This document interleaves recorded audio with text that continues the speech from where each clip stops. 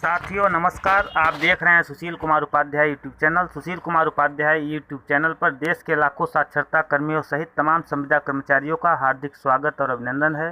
साथियों, जो ये लाइव तस्वीरें देख रहे हैं, ये पूरे देश के 26 प्रांतों में साक्षरता संविदा प्रेरकों सहित तमाम संविदा कर्मचारियों के संघर्ष को बयां कर रहा है। साथियों, आज हमारा चैनल आपके पूरे देश स्तर पर जो भी इस सरकार के संदर्भ में विरोधाभास हो रहे हैं, जो विरोध प्रदर्शन हो रहे हैं, पूरी रिपोर्ट आपको हमारा चैनल आज प्रस्तुत करेगा। आप पूरी रिपोर्ट देखिएगा।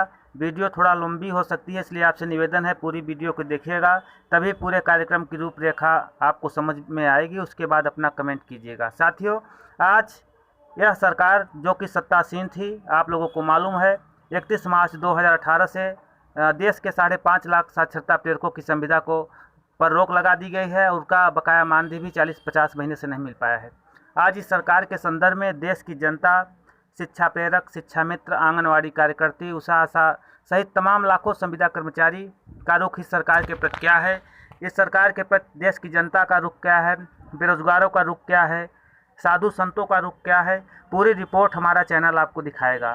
साथियों, ये लाइव तस्वीरें आप देख रहे हैं, पूरे देश पटल से निकल कर आ रही है, जहाँ पर इस आचार संहिता में भी लोगों द्वारा अपनी पीड़ा को बराबर प्रदर्शित किया जा रहा है और पूरे देश में साक्षरता कर्मियों द्वारा इस सरकार का विरोध किया जा रहा है। यहाँ तक कि तमाम लोगों का कमेंट आता है अब कुछ नहीं होगा। तो साथियों, संघर्ष के बल पर ही कुछ मिलने वाला होता है, बिना संघर्ष के कुछ नहीं मिलेगा। साथियों, आज हमारा चैनल पूरी रिपोर्ट आपको दिखाएगा। पूरे देश स्तर पे इस सरकार के पक्ष में या विपक्ष में लोगों की क्या राय है, क्या मंशा है, आने वाला समय इस सरकार के लिए कैसा होगा, आप लोग पूरी रिपोर्ट को देखिएगा, तब अपना कमेंट कीजिएगा। क्योंकि सरकार जिस समय सत्ता आसीन हुई थी, उस समय तमाम बड़े बड़े वादे किए थे। इन्होंने कहा था कि हम प्रत्येक वर्ष 2 करोड़ लोगों को रोजगार देंगे, देश में राम मंदिर का निर्माण होगा और कश्मीर में 370 धारा को हटाया जाएगा। तमाम बातें थीं, लेकिन 5 वर्ष इनका कार्यकाल बीत जाने के बाद आज तक धरातल पर जो इन्होंने वादा किया था, जो इनका मेन मुद्दा था, कुछ नहीं हुआ। यहाँ तक कि इन्होंने साक्षरता संविदा प्रेरकों के संदर्भ में इनके तमाम मंत्री, जो मानव संसाधन विकास मंत्री हैं, खुले मन से अंतर्राष्ट्रीय साक्षरता दिवस पर, जहां पर देश के बड़े बड़े सचिव और मुख्यमंत्री और तमाम साक्षरता कर्मी जो कि राष्ट्रीय स्तर पर सम्मानित किए गए थे, उन सभा में इन्होंने ऐलान किया था कि हम शिक्षा प्रेरकों को और अच्छा काम देंगे। लेकिन सब कुछ करने के बावजूद, बराबर आश्वासन देने के बावजूद आचार संहिता लग गई, लेकिन साक्षरता कर्मी आज भी बेरोजगार हैं। और विडंबना ये देखिए, इनका 40 से 50 माह का मानदेय तक भी नहीं मिल पाया है। साथियों, इस सरकार के कथनी और करनी में कितना बड़ा अंतर है, यह पूरी रिपोर्ट आप देखेंगे तो पूरी बात आपको खुद समझ में आएगी। साथियों, आज पूरी रिपोर्ट हम दिखाएंगे। देश के विभिन्न प्रांतों में, पूरे भारतवर्ष में इस समय चुनावी माहौल चल रहा है। सभी पार्टियाँ, सभी देश की जनता, संविदा कर्मी, बेरोजगार, साधु संत को लुभाने का प्रयास कर रही है। हम आपको ले चलेंगे माननीय प्रधानमंत्री नरेंद्र मोदी के चुनाव स्थान वाराणसी भी, वहां से भी रिपोर्ट देंगे कि वहां के जनता का क्या रुख है, वहां के साधु संतों का इस सरकार के प्रति क्या रुख है, वहां पे कार्य करने वाले संविदा कर्मियों, चारियों की क्या स्थिति है। तो पूरी रिपोर्ट साथियों हमारा चैनल दिखाएगा। तो साथियों, इस वीडियो को आप लोग ध्यानपूर्वक पूरा देखिएगा, तभी कार्यक्रम की पूरी रूपरेखा आप लोगों के समझ में आएगी। साथियों, जो लाइव तस्वीरें देख रहे हैं, पूरी तस्वीरें साक्षरता संविदा प्रेरकों की, हम आपको ले चल रहे हैं वाराणसी, जहां पे साधु संतों और जनता द्वारा इस सरकार के प्रति क्या कहा जा रहा है। देखिए। एक सेकंड ओके। स्वामी जी, मुझे एक बात बताइए, प्रधानमंत्री मोदी जब आते हैं वो कहते हैं कि 4.5 साल पहले जब मैं आया था तो मैं योजनाओं को गिनाता था तो लोग हंसते थे।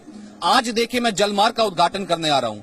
आज देखिए, यहाँ पर गलियों का निर्माण देखिए, वो जो बिजली की तारें थे वो नीचे है, और कहीं ना कहीं आज से नैरेटिव सेट हो जाता है कि राजमार्ग से राज तिलक 2019 में होने वाला है। क्या इत्तेफाक रखते हैं स्वामी जी? देखिए, ये जी टीवी का मंच है। आपने हमसे कहा कि आइए तो हम आए। हम कोई राजनीतिक दल नहीं है, बिल्कुल, और हमको किसी का वोट नहीं चाहिए, ना कोई नोट चाहिए। इसलिए हम जो कुछ कहेंगे वो तथ्य की बात कहेंगे। हो सकता है वो किसी के विपरीत जाती है, हो सकता है किसी के पक्ष में जाती हो। ये कहा जा रहा है कि काशी का हम विकास कर रहे हैं। क्या विकास, किस विकास का आधार क्या होता है, ये तय करना होगा। गंगा मोदी जी के आने के पहले माई थी, आज गंगा कमाई हो रही है। क्या ये विकास है भारत की संस्कृति की दृष्टि में? विश्वनाथ पहले बाबा थे, आज विश्वनाथ कॉरिडोर हो रहे हैं। क्या ये विकास है भारतीय सनातन दृष्टि में? और आजकल शहरों के बदलने का दौर चल रहा है। शहरों के बदलने का दौर चल रहा है। नाम बदल दो तो चीज हो जाएगी। हम यही सोच रहे थे कि अगर औरंगजेब का नाम नरेंद्र मोदी कर दिया जाए तो क्या उसके काम में कुछ बदलाव आ जाएगा कि नहीं आ जाएगा?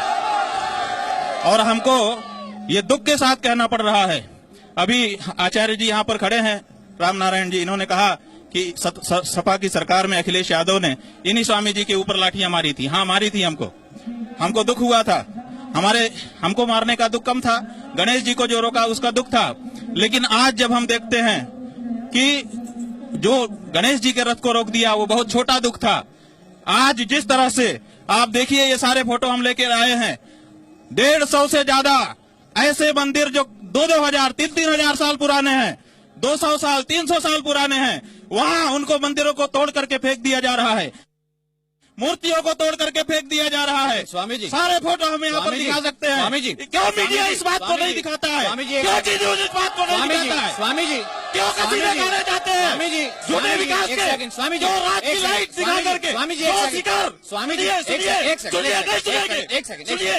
स्वामी जी, ये शिकार बना हुआ है। स्वामी जी, देखिए, सुनिए, ये शिकार बना हुआ है। स्वामी जी, ये 250 साल 300 साल पहले बना हुआ है। चर्चा है ना, 250 साल पहले का शिकार, इसको पीली लाइट दिखा करके विकास हो गया। अगर गुस्सा जायज है, स्वामी जी, अगर आपका गुस्सा जायज है, सुनिए, वो हमको स्वीकार नहीं है। सुनिए, अगर आपका गुस्सा जायज है, एक छोटा सा सवाल आपका सुनिए। स्वीकार नहीं है। देखिए, ये चर्चा है ना, ऐसा विकास काशी वासियों को स्वीकार है। बोलिए, बाजी लगाने नारेबाजी के लिए तो आप वहाँ चाहे नहीं।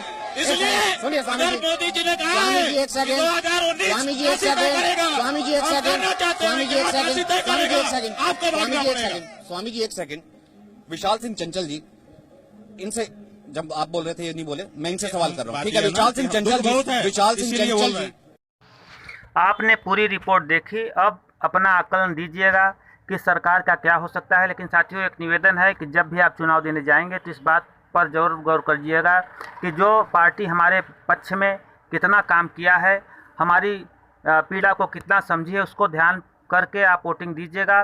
साथियों, इस समय जो पूरे देश में आचार संहिता लगी है और चुनावी दौर चल रहा है, इसमें किस तरह से वोटिंग करना है, पूरे देश में ईवीएम मशीन और वीपैट के द्वारा चुनाव किया जा रहा है। साथियों, जब आप चुनाव देने जाएंगे तो आपको वहां पर ईवीएम मशीन और वीपैट मशीन देखने को मिलेगी। तो साथियों, सर्वप्रथम आप जब बूथ में हिलेंगे, अपना पर्ची देंगे, तो आपको जिस पार्टी को वोटिंग करना है उसको देखना है और उसके सामने वाली बटन को आपको दबाना है। जैसे ही आप बटन दबाएंगे, वीपैट पे जिस पार्टी को आप वोट देंगे उसकी पर्ची चुनाव चिन्ह सहित आपके सामने दिखाई देगी। जब आपको दिखाई पड़ेगा कि जिस पार्टी को हमने वोट दिया है उसका चुनाव चिन्ह आपके सामने है, तो आप आश्वस्त हो जाइएगा कि उस पार्टी को हमारा वोट पड़ चुका है। साथियों, मैं आपको वीपैट मशीन भी दिखाता हूं किस तरह से आपको वोटिंग करना है। तो साथियों, अब हम आपको ले चल रहे हैं वीपैट मशीन के तरफ, ईवीएम मशीन के तरफ कि किस तरह से आपको वोटिंग करना है। तो साथियों, लेकिन एक बात ध्यान रहे कि आप वोटिंग करने से पहले यह ज़रूर आश्वस्त कर लें कि सरकार ने आपकी पीड़ा को कितना समझा है, आपके दर्द को कितना समझा है। तब उसके बाद आप आश्वस्त होकर इस सरकार या जिसको भी आप वोट देना चाहते हैं दे सकते हैं। साथियों, अब हम आपको ले चल रहे हैं चुनावी वीपैट और मशीन और वीपैट मशीन के तरफ किस तरह से आप वोटिंग करेंगे। ये पूरी तस्वीरें हम आपको दिखाऊंगा। आप आश्वस्त हो जाइएगा कि जब जिस पार्टी को आप वोटिंग कर रहे हैं उसके सामने वाला बटन आपको दबाना है। जैसे ही आप बटन को दबाएंगे, पूरी रूपरेखा आप लोगों के सामने हो जाएंगी। जिस पार्टी को आप वोट देंगे वो वोट उस पार्टी का चुनाव चिन्ह आपके सामने आ जाएगा, वोट पड़ जाएगी। देखिए पूरी रिपोर्ट किस तरह से आपको बटन दबाना है।